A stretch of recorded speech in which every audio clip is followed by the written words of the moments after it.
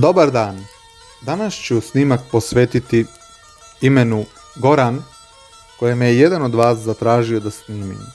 Ime Goran je staro domaće srpsko i narodno ime, od korijena gor, gora, planina, uzvišenje i nastavak an, što znači raslabiti, oslabiti.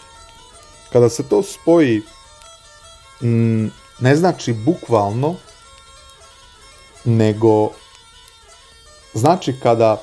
znači da nekoga podstičeš da ide u goru, odnosno da ide živjeti u planinu, odnosno goru, jer kao što postoje imena pored rijeke, u polju, tako postoje i imena koja su vezana za planine, za gore, za vrhove planina, za plodne predjele, neplodne predjele.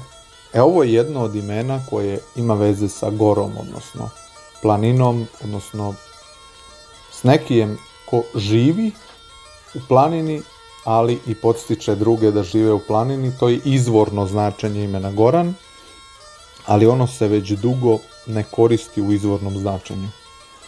Hvala, do sljedećeg snimka. Zbogom!